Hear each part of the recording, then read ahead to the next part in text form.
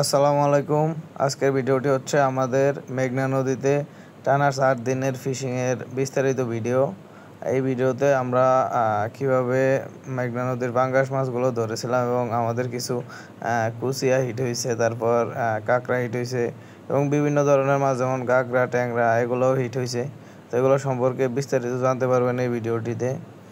তো প্রথমেই আমরা মূলত মেঘনায় ফিশিং করতে আসলে আমরা সবসময় পাঙ্গাস টার্গেট করি, আর আমাদের টোপ থাকে একদম সিম্পল টোপ, যেটা সহজে আমরা ম্যানেজ করতে পারি। এটা হচ্ছে মুরগির ভুঁড়ি। তো প্রথম দিনে আমরা আসি মাছ ধরতে এবং মুরগির ভুঁড়ি নিয়ে আসি।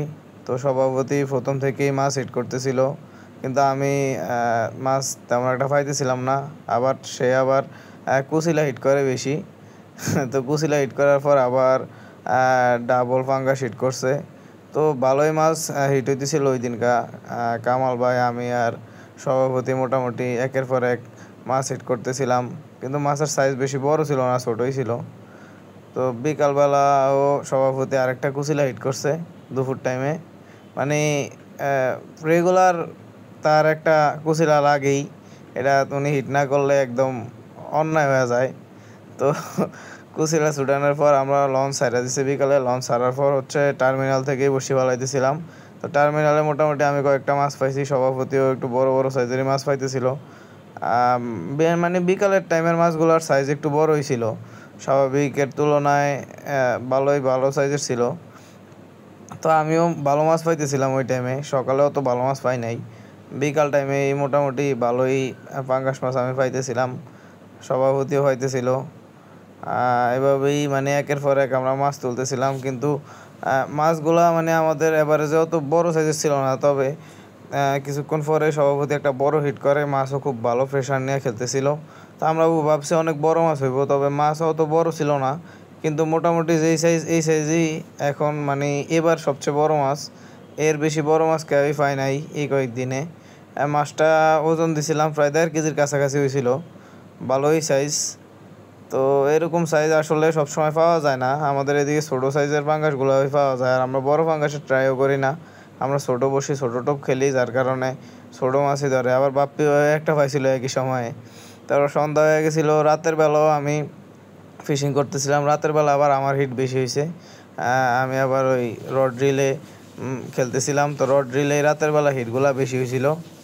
রাতের বেলা মোটামুটি ভালোই কিছু হিট পাওয়ার পর হচ্ছে আমরা ওই দিনের ফিশিং শেষ করি। তো ওই দিন মাছগুলো মাপার পর প্রায় 3.5 কেজি মাছ হয়েছিল, 1.5 কেজি হয়েছিল একটা বড়টা, আর ছোটোগুলো মিলে 2 কেজি প্লাস হয়েছিল একটু। তো তারপরের দিনও আমরা আবার আসা পড়ি বিকাল টাইমে, লঞ্চ ছাড়ার সময় আসা পড়ি 5টার দিকে। তো 5টার দিকে আসার পরে সভাপতি হিট করে একের পর এক, আর আমি ওই দিন একদম শুরু থেকেই রড রিলে খেলতেছিলাম মিডলে, লংয়ে। আর ওহিদ ভাই আসছিল আমাদের দেখতে এসে ওহিদ ভাইও মোটামুটি ভালোই হিট করতেছিল। মোটামুটি ভালোই একটা সময় কাটে লঞ্চ ঘাটে। এদিকে মানে অনেক সুন্দর একটা আবহাওয়ার ভিতরে মাছ ধরা যায়। মানে ব্যাপারটা হচ্ছে এরকম যে আবহাওয়া খারাপ মানে এত সুন্দর, মানে মাছ না পাইলেও কোনো আফসোস লাগে না, খুব রিল্যাক্সে এই জায়গায় মাছ ধরা যায়। তো আমিও মিডলে খেলতেছিলাম আর হিটও পাইতেছিলাম ভালোই, সবাই মোটামুটি 2-1 করে হিট পাইতেছিল। তো দ্বিতীয় দিন আমরা আর বেশি একটা ফিশিং করি নাই, অল্প কিছুক্ষণ পরেই সবাই চলে গেছিলাম। তো তৃতীয় দিন ওই লঞ্চ ছাড়ার টাইমে আসছিলাম। আমি একটা মাছ হিট করার পর চান্দু বাইরে দিলাম, চান্দু ভাই আবার বাজায় দিছে বস্তায়। তো তারপর বাদশা কাকা আর আমি আসছিলাম ওই দিন আগে, ওরা সবাই পরে আসছে।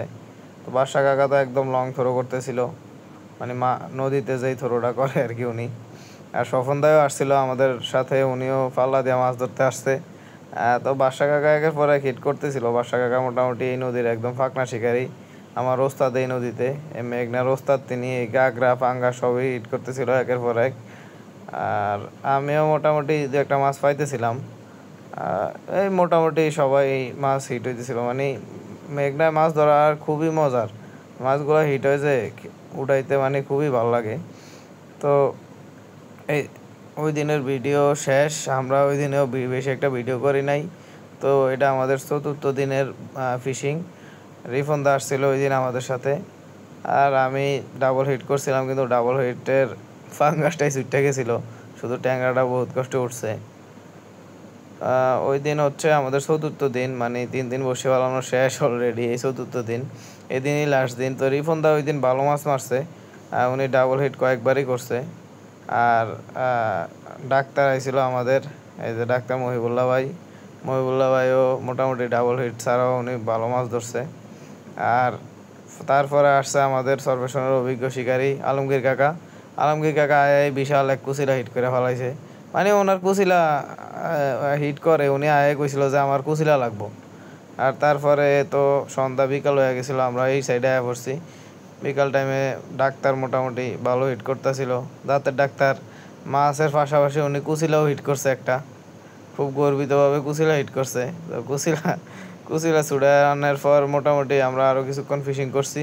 আর এদিকে গভীর রাতে আবার আমাদের মহিবুল্লাহ ভাই উনি বিশাল এক নদীর ক্যাঁকড়া হিট করছে। তো ক্যাঁকড়া ট্যাকড়া নিয়ে আমরা সবাই বাসার দিকে চলে গেছিলাম। এদিকে মাছের তেমন কোনো ছবি তোলা হয় নাই 4 দিনেরই।